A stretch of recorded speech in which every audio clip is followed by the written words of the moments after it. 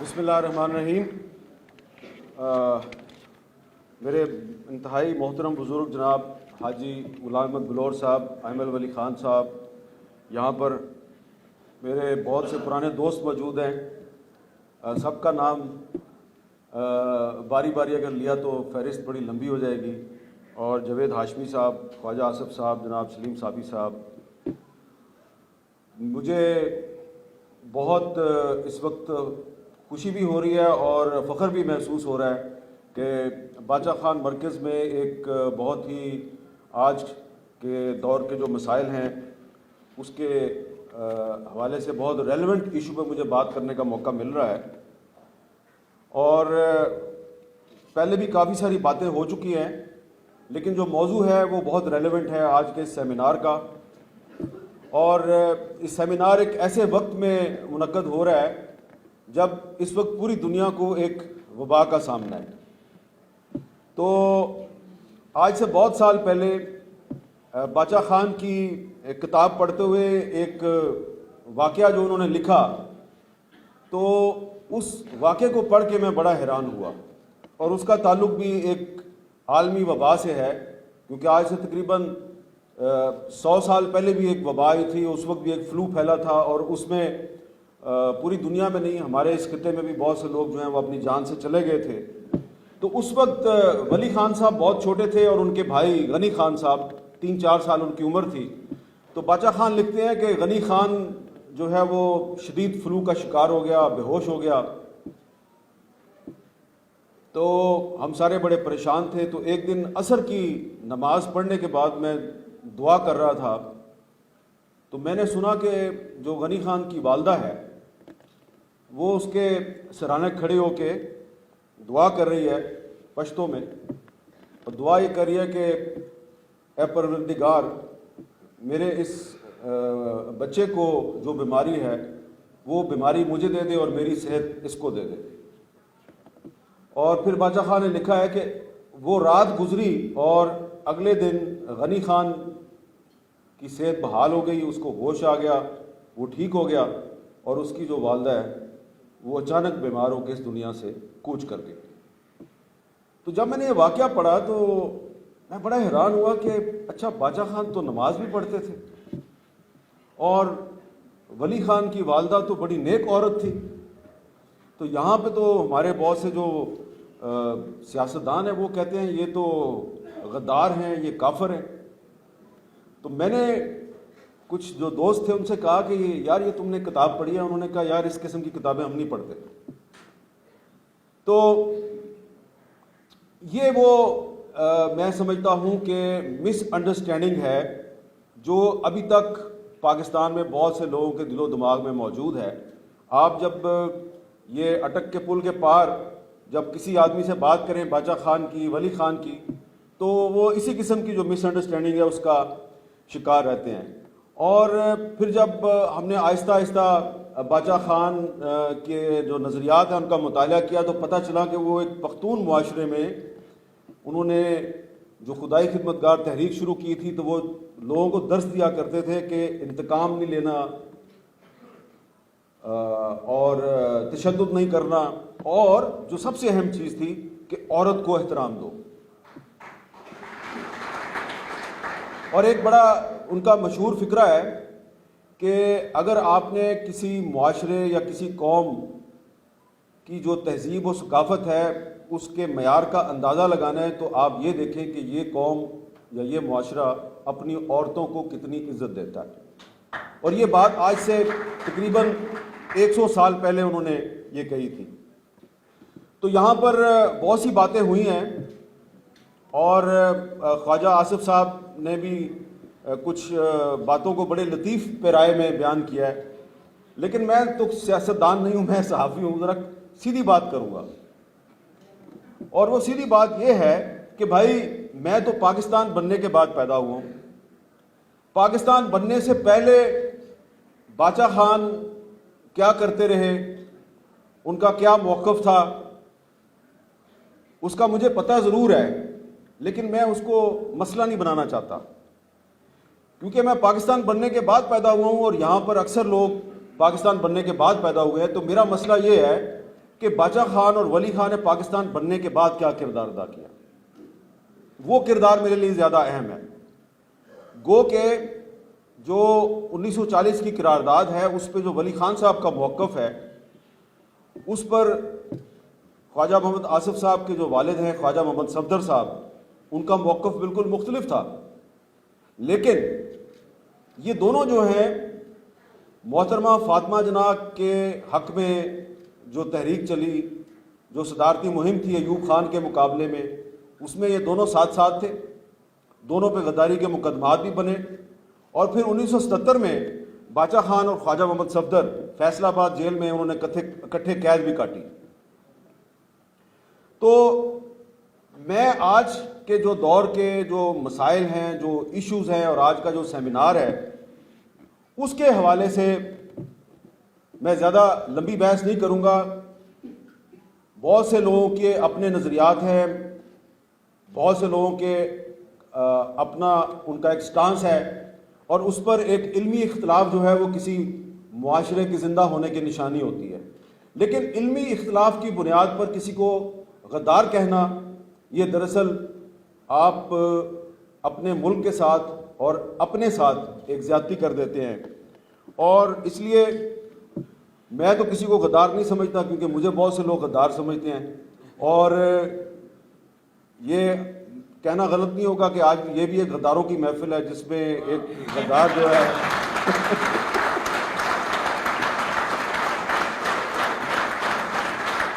کیونکہ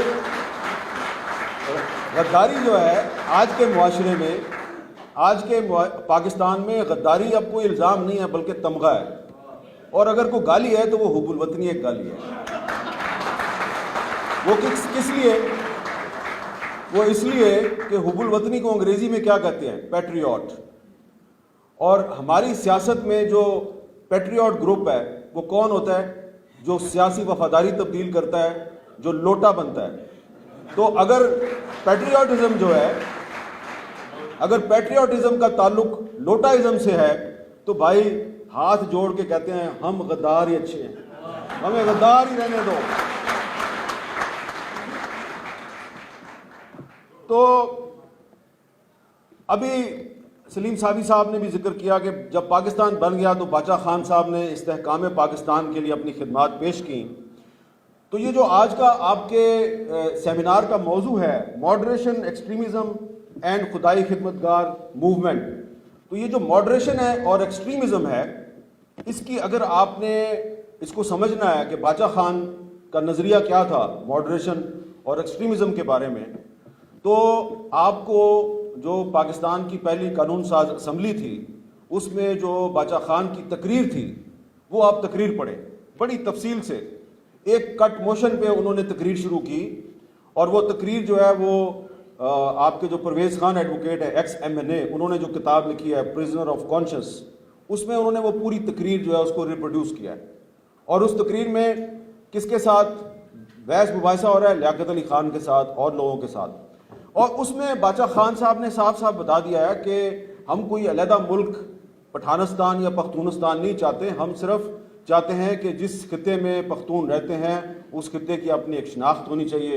کیونکہ پنجاب میں پنجابی رہتے ہیں, اس کا نام پنجاب ہے, سندھ میں سندھی رہتے ہیں, اس کا نام سندھ ہے, اور اسی طرح بلوچستان میں بلوچ رہتے ہیں, اس کا نام بلوچستان ہے. تو ہمیں بھی ایک پاکستان میں ایک ایسی اکائی چاہیے, ایک ایسا یونٹ چاہیے جس کا نام ہماری تہذیب اور ہماری ثقافت اور ہماری قومیت کی نشاندہی کرے. یہ صرف وہ چاہتے تھے. اور انہوں نے اس تقریر میں صحابہ کرام کے واقعات کا ذکر کیا اور اس تقریر میں انہوں نے بار بار کہا کہ میں پاکستان کے استحکام کے لیے اپنی خدمات پیش کرتا ہوں. 7-8 مہینے ہو گیا پاکستان کو بنے ہوئے, میں دیکھ رہا ہوں, انتظار کر رہا ہوں کہ کوئی ہمارے پاس آئے, کوئی ہمارے پاس نہیں آیا. اب میں آپ کے پاس آیا ہوں اور کہتا ہوں, آپ کو آفر کرتا ہوں اپنی کوآپریشن. لیکن اس کے بعد ان کو گرفتار کر لیا گیا. گو کہ قائد اعظم محمد علی جناح نے ان کے ساتھ ملاقات کی پشاور میں اور ان کے ساتھ چلنے کی کوشش کی, لیکن خان قیوم خان جیسے جو لوگ تھے انہوں نے ان کو ساتھ نہیں چلنے دیا.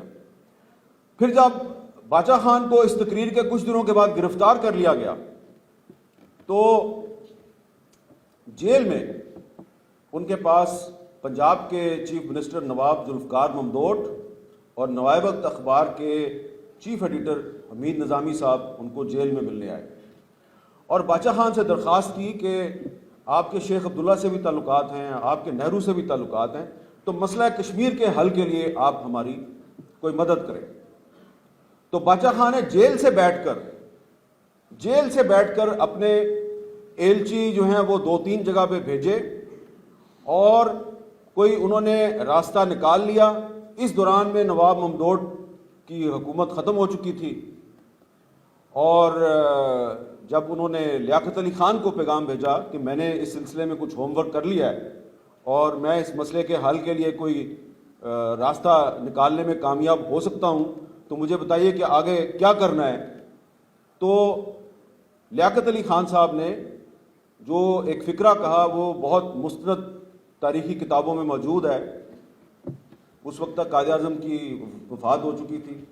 تو لیاقت علی خان صاحب نے کہا, معذرت کے ساتھ کتاب میں جو لکھا ہوا ہے وہی آپ کو بتا رہا ہوں, ایک بابے سے جان چھوٹ گئی ہے, اب دوسرا بابا اپنے آپ پہ مسلط نہیں کریں گے. یہ یعنی کہ ان کا قائد اعظم کے بارے میں بھی کیا موقف تھا وہ آپ سمجھ سکتے ہیں. اور پھر 1964 کا صدارتی الیکشن آ گیا. تو جیسا کہ میں نے پہلے بھی عرض کیا, تو اس صدارتی الیکشن میں جس کو آج بھی بہت سے لوگ کہتے ہیں غدار, باچا خان کو بھی اور ولی خان کو بھی, تو یہ جو دونوں غدار تھے انہوں نے قائد اعظم کی بہن محترمہ فاطمہ جناح کے حق میں الیکشن کمپین چلائی. اور جب ایوب خان نے دیکھا کہ فاطمہ جناح کو سپورٹ مل رہی ہے باچا خان سے اور ولی خان سے, تو انہوں نے پمفلٹ بانٹے باقاعدہ اور پھر ٹائم میگزین کو انٹرویو دیا دسمبر 1964 میں الیکشن سے کچھ دن پہلے, اور اس میں کہا کہ فاطمہ جناح انڈین ایجنٹ ہے, فاطمہ جناح انڈین ایجنٹ ہے, صرف اس لیے کہ باچا خان اور ولی خان فاطمہ جناح کی الیکشن مہم میں ان کو سپورٹ کر رہے تھے. اور اس وقت کون کون لوگ سپورٹ کر رہے تھے؟ مشرقی پاکستان میں شیخ مجیب الرحمان سپورٹ کر رہا تھا, بلوچستان میں غوث بخش بزنجو, عطا اللہ مینگل, خیر بخش مری, یہ سارے لوگ فاطمہ جناح کے ساتھ تھے. اور خیبر پختونخوا میں جو اس وقت صوبہ سرحد تھا, باچا خان اور ولی خان سپورٹ کر رہے تھے. تو اس پر ذرا غور کریں آپ کہ شیخ مجیب الرحمان, غوث بخش بزنجو, عطا اللہ مینگل, خیر بخش مری, خان عبد الغفار خان, خان عبد الولی خان, سارے کے سارے قائد اعظم کی بہن کے ساتھ کھڑے ہیں اور فوجی ڈکٹیٹر کہہ رہا ہے کہ یہ سارے غدار ہیں. تو کیا مطلب ہے اس کا؟ غداری کا الزام پاکستان میں کس پہ لگتا ہے؟ جو جمہوریت کی بات کرتا ہے, پارلیمانی نظام کی بات کرتا ہے, آئین کی بالادستی کی بات کرتا ہے, اور کچھ مفاد پرست لوگ, ایک مفاد پرست ٹولہ جب آئین اور قانون کی بالادستی کی بات کرنے والوں کو اپنے اقتدار کے لیے خطرہ سمجھتا ہے تو وہ اس پہ غداری کا الزام لگا دیتے ہیں. تو لہذا اس لیے میں یہ بات اکثر کہتا ہوں کہ جہاں پہ آپ نے محترمہ فاطمہ جناح کو بھی غدار قرار دے دیا, تو وہاں پہ اگر آپ ہمیں بھی غدار کہتے ہیں, ولی خان کو بھی غدار کہتے ہیں, آپ نواز شریف کو بھی غدار کہتے ہیں, آپ باقی سیاستدانوں کو بھی غدار کہتے ہیں, تو آپ کی بڑی مہربانی, ہم آپ کا شکریہ ادا کرتے ہیں کہ آپ ہمیں غدار کہتے ہیں. اللہ کا شکر ہے کہ ہم آپ کی طرح کے محب وطن نہیں ہیں. میں نے جب یہاں پہ آ رہا تھا تو میں نے اپنے آپ سے وعدہ کیا تھا کہ میں یہاں پہ کوئی ایسی بات نہیں کروں گا کہ جس سے آپ کے لیے یا میرے لیے کوئی مسئلہ پیدا ہو جائے, لیکن اب موضوع ایسا ہے کیونکہ ابھی تو جاوید ہاشمی صاحب نے بھی تقریر کرنی ہے. وہ ایک سکہ بند قسم کے غدار ہیں, 124A کا مقدمہ بھگت چکے ہیں, وہ بھی پرویز مشرف کے دور میں. تو غداری کے الزام پاکستان میں جو لوگ لگاتے رہے ہیں وہ خود پاکستان توڑنا چاہتے تھے. اور یہ بات جو ہے, اب میں جب یہاں پہ آیا تھا تو میں نے اپنے کچھ دوستوں کو بتائی تھی کہ یار کچھ ہسٹوریکل فیکٹس ہیں وہ نئی نسل کو بتانے بڑے ضروری ہیں. تو ایک تو ہسٹوریکل فیکٹ یہ ہے کہ وہ ایوب خان جس نے محترمہ فاطمہ جناح پہ غداری کا الزام لگایا وہ خود پاکستان توڑنا چاہتا تھا. اور اس کا ثبوت جو ہے ایوب خان کا وزیر قانون تھا جسٹس منیر، اس کی کتاب ہے فرام جناح ٹو ضیاء، اور اس کتاب میں اس نے خود لکھا ہے کہ ایوب خان نے 1962 میں مجھے بطور وزیر قانون بنگالیوں کے پاس بھیجا کہ یار ہماری جان چھوڑو. تو ایک بنگالی منسٹر تھے رمیز الدین صاحب، یہ جسٹس منیر نے اپنی کتاب میں لکھا ہے کہ میں ان کے پاس گیا، میں نے کہا رمیز الدین صاحب کوئی یا تو کنفیڈریشن بنا لیتے ہیں یا آپ ہماری جان چھوڑ دیں. تو سارا دن آپ اسمبلی میں اپنے حقوق کی بات کرتے رہتے ہیں، محرومیوں کی بات کرتے رہتے ہیں. تو رمیز الدین نے کہا کہ یہ بتاؤ کہ ہم جو بنگالی ہیں ہم پاکستان میں کتنے پرسنٹ ہیں؟ اس نے کہا جی آپ 56% ہیں. تو اس نے کہا نا ہم پھر 56% ہیں، ہماری اکثریت ہے تو ہم پاکستان ہیں. تو تم نے اگر پاکستان چھوڑنا ہے تو چھوڑ دو، ہم تو پاکستان نہیں چھوڑیں گے. یہ 1962 میں رمیز الدین نے یہ بات کر دی. اب آگے آئیں، 1962 میں ایوب خان صاحب پاکستان توڑنا چاہتے تھے، وہ کامیاب نہیں ہوئے. تو اس کے بعد جب ان کے خلاف ڈیک بن گئی، ڈیک ڈیموکریٹک ایکشن کمیٹی، جس میں نواب زرا نصر اللہ خان صاحب، ولی خان صاحب اور بہت سی پولیٹیکل پارٹیز اکٹھی تھی اس میں. تو ایوب خان نے کوشش کی ڈیک کی لیڈرشپ میں نفاق ڈالنے کی، اور ان کی نگاہ انتخاب پڑی خان عبد الولی خان پر، اور انہوں نے ولی خان صاحب کو کہا کہ میں آپ سے ملنا چاہتا ہوں. انہوں نے انکار کر دیا. پھر انہوں نے بیچ میں بہت سے بندے ڈالے کہ بڑی ضروری بات کرنی ہے تمہارے ساتھ، بہت ضروری بات کرنی ہے. تو آخر کار ولی خان صاحب جو ہیں وہ اس کو ملنے، ایوب خان کو ملنے راولپنڈی چلے گئے. اب یہ جو میں آپ کو بات بتا رہا ہوں یہ ولی خان صاحب کا ایک انٹرویو ہے، دسمبر 1981 میں ہفت روزہ چٹان میں شائع ہوا تھا. اس کے بعد کچھ کتابوں میں بھی موجود ہے. اس میں انہوں نے یہ ساری جو داستان ہے اس کو بیان کیا ہے. تو اگین ایک دفعہ پھر جنرل ایوب خان ولی خان کو کیا کہتا ہے کہ ولی خان تم بڑے سمجھدار آدمی ہو، مجھے تمہاری مدد چاہیے. تو ولی خان صاحب نے کہا جی آپ کو کیا مدد چاہیے؟ یار میری مدد یہ کرو کہ ہم کسی طریقے سے یہ جو مشرقی پاکستان ہے اس سے جان چھڑانا چاہتے ہیں.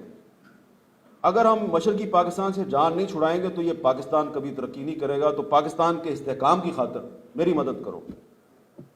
تو ولی خان صاحب جو ہیں انہوں نے انکار کیا اس کو، اور جو ایگزیکٹ الفاظ ہیں، کیونکہ یہ ہسٹری کی بات ہے، تو جو ایگزیکٹ الفاظ ولی خان صاحب نے اپنے اس انٹرویو میں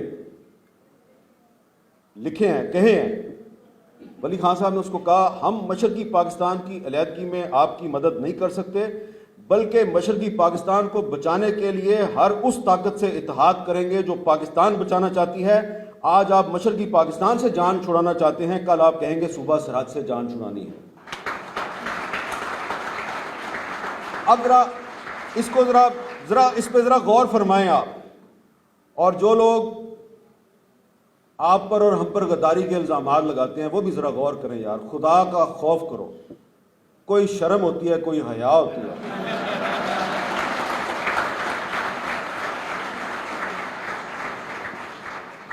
اگلا فقرہ ولی خان صاحب نے جو اپنی گفتگو ہے اس گفتگو میں جو اگلا فقرہ ایوب خان کو کہا ہے، وقت کے ایک فوجی ڈکٹیٹر کے سامنے بیٹھ کر باچا خان کا برخوردار خان عبد الولی خان، جس پہ پاکستان کے ریاستی اداروں نے غداری کا الزام لگایا ہے، ایک غدار کا بیٹا، غدار ابن غدار، پاکستان کے سب سے محب وطن انسان، صدر پاکستان کو کیا کہہ رہا ہے؟ کوٹ ان کوٹ، ہم آپ کو پاکستان نہیں توڑنے دیں گے، پاکستان ہمارا ہے، ہم اس کی سالمیت کی حفاظت کریں گے، ہم اس کی حفاظت کے لیے خون بھی دیں گے، جان بھی دیں گے.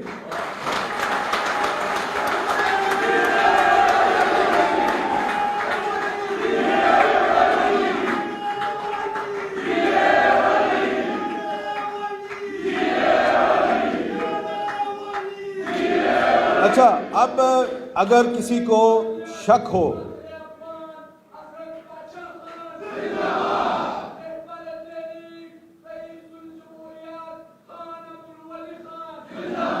اچھا میرے بھائی جو آپ نعرے لگا رہے ہو، آپ کا نعروں کا بہت شکریہ، لیکن میری آپ سے گزارش ہے کہ یہ جو باتیں میں نے آپ کو بتائی ہیں میں اپنی طرف سے نہیں بتا رہا، یہ ولی خان صاحب ہی کی باتیں ہیں، تو آپ کو یہ پڑھنی چاہیے، کیونکہ آپ لوگ جب باہر جاتے ہیں تو لوگ آپ کو جب کہتے ہیں یار تم غداروں کی پارٹی سے آگے ہو، تو ان کو بتائیں یہ کتاب ہے ولی خان اور قرارداد پاکستان، فاروق قریشی صاحب نے کتاب لکھی ہے۔ اور عجیب و غریب بات یہ ہے، حسین اتفاق، اس کتاب میں خواجہ محمد صفدر صاحب کا بھی آرٹیکل شامل ہے جس میں وہ اختلاف کر رہے ہیں ولی خان صاحب سے، قرارداد پاکستان جو ہے 23 مارچ 1940 کی۔ لیکن جو ولی خان صاحب ایوب خان کو کہہ رہے ہیں وہ موقف ہے جو خواجہ صفدر کا موقف ہے۔ تو ہم اختلافات کی بات کرتے ہیں، مشترکات کی بات نہیں کرتے۔ اور اس کے بعد یہاں پہ ذکر ہوا کہ ولی خان صاحب پھر ڈھاکہ گئے، انہوں نے شیخ مجیب سے مذاکرات کیے۔ وہ بڑا دلچسپ قصہ ہے، غوث بخش بزنجو صاحب نے اپنی کتاب میں وہ قصہ لکھا ہے۔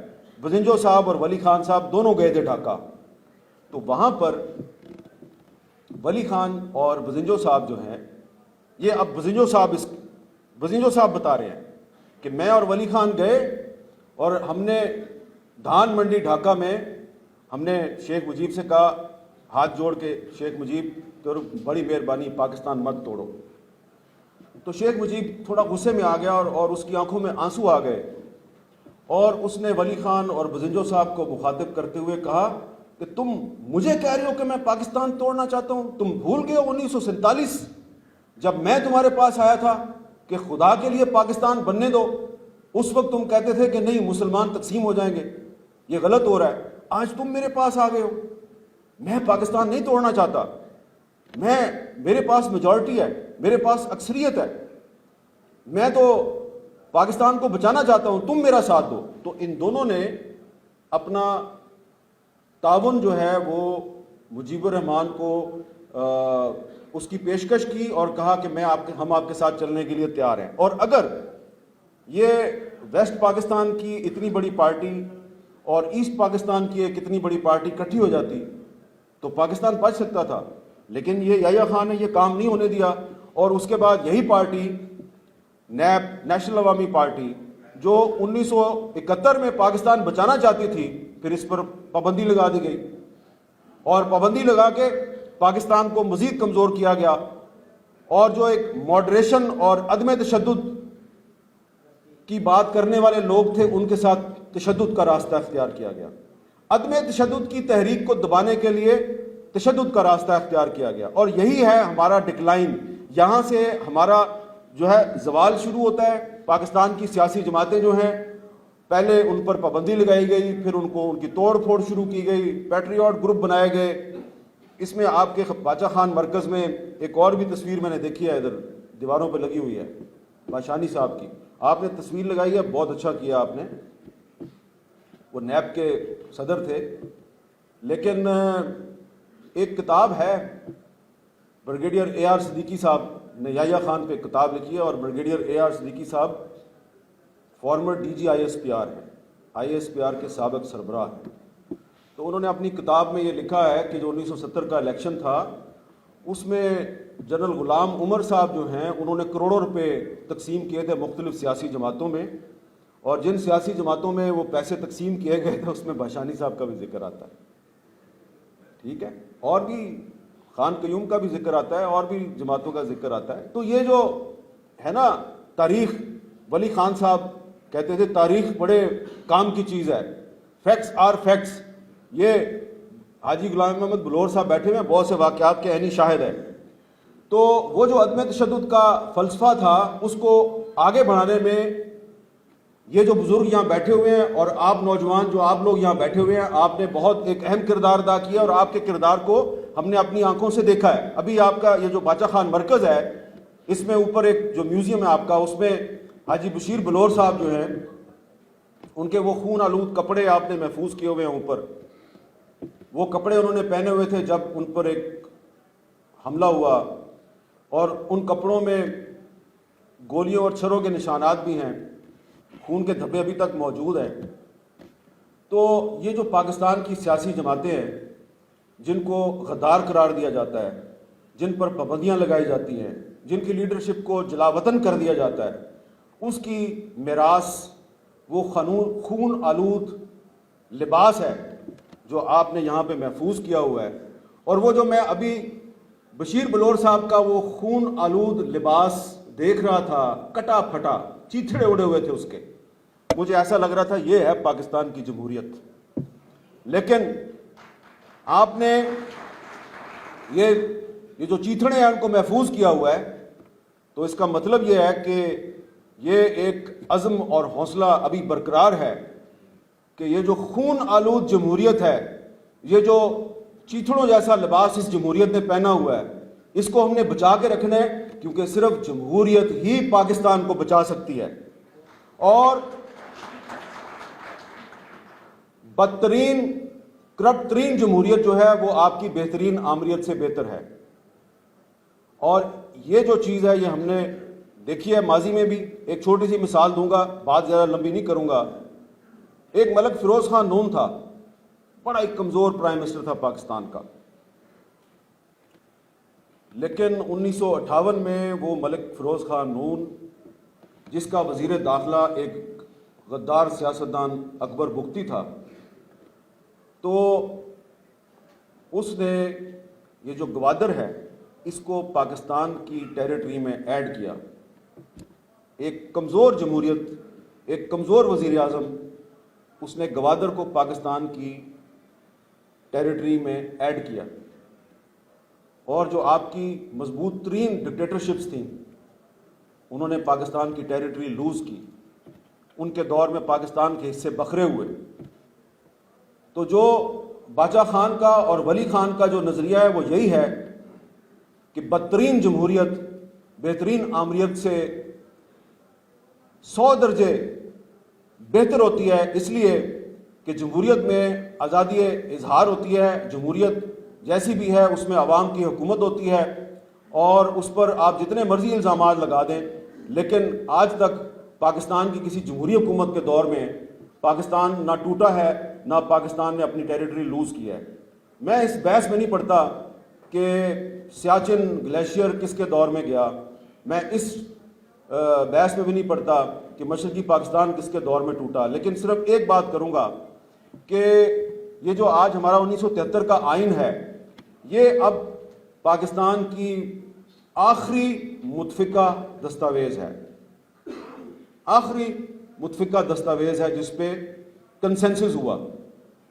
اب کوئی کہتا ہے کہ میں نے پاکستان میں صدارتی نظام لے کے آنا ہے، تو بھائی جان یہ آپ کی خواہش تو ہو سکتی ہے، لیکن اب 1973 کا آئین یہ ایک مشترکہ کارنامہ ہے، اور اسی وجہ سے یہ آئین بار بار ایبروگیٹ ہوتا ہے، بار بار سسپینڈ ہوتا ہے، پھر یہ بار بار ریسٹور ہو جاتا ہے۔ 77 میں سسپینڈ ہوا، پھر واپس آ گیا، 1985 میں 99 میں سسپینڈ ہوا، پھر واپس آ گیا۔ تو یہ اس لیے واپس آتا ہے کہ اس کے علاوہ آپ کے پاس کوئی راستہ نہیں ہے۔ جو لوگ کہتے ہیں کہ پاکستان میں صدارتی نظام آئے گا تو سارے مسئلے حل ہو جائیں گے، تو کل وہ وزیر اعظم صاحب کہہ رہے تھے کہ پاکستان میں کوئی مہنگائی نہیں ہے، سب حالات ٹھیک ہیں، زر مبادلہ کے ذخائر بڑھ گئے ہیں، بیلنس آف پیمنٹ بڑھ گیا ہے، پاکستان کی ایکسپورٹس بڑھ گئی ہیں۔ تو بھائی اگر اتنے حالات اچھے ہیں تو پھر تم یہ خفیہ طریقے سے صدارتی نظام پاکستان میں لانے کی مہم کیوں چلا رہے ہو؟ یہ جو صدارتی نظام کی مہم ہے، یہ جو ڈبیٹ ہے، اس کے پیچھے تحریک انصاف ہے۔ یہ میں آپ کو چیلنج کرتا ہوں، یہ جو صدارتی نظام کی ڈبیٹ ہے اس کے پیچھے پاکستان تحریک انصاف ہے، اس کا سوشل میڈیا سیل ہے۔ وہ پاکستان کے اصل مسائل سے توجہ ہٹانی چاہتے ہیں، لیکن یہ جو آج کا اجتماع ہے یہ ان لوگوں کا اجتماع ہے جو باچا خان کے اور ولی خان کے پیروکار ہیں، اور باچا خان اور ولی خان نے 1964 میں محترمہ فاطمہ جناح کا ساتھ دیا تھا، اور محترمہ فاطمہ جناح کی پوری الیکشن کمپین کیا تھی کہ پاکستان میں پارلیمانی نظام ہونا چاہیے۔ تو جو پاکستان میں پارلیمانی نظام کی بات کرتا ہے، میں سمجھتا ہوں کہ وہ پاکستان میں جو 1973 کا آئین ہے اس کی بالادستی کی بات کرتا ہے۔ جو کہتا ہے کہ پاکستان میں صدارتی نظام ہونا چاہیے، وہ چاہتا ہے کہ جو 1962 میں ایوب خان نے پاکستان میں صدارتی نظام نافذ کیا تھا، جس سے کہ پاکستان کے 2 ٹکڑے ہو گئے۔ میں کسی کو غدار نہیں کہتا، لیکن میں یہ کہوں گا کہ آپ پاکستان کے نادان دوست ہیں۔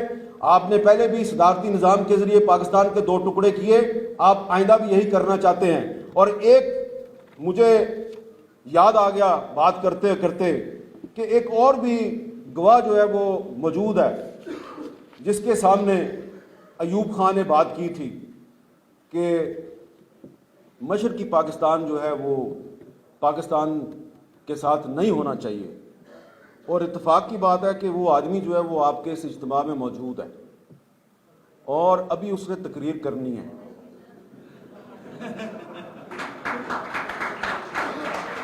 اور اجازت لینے سے پہلے یاد دلا دوں اپنے اس بہادر دوست اور بہادر لیڈر کو کہ آپ نے یہ واقعہ اپنی ایک کتاب میں لکھا ہوا ہے، یقیناً آپ اس کی تردید نہیں کریں گے، لیکن یاد اس لیے دلا رہا ہوں تاکہ آپ لوگ موقع لگے تو یہ کتاب بھی پڑھ لو۔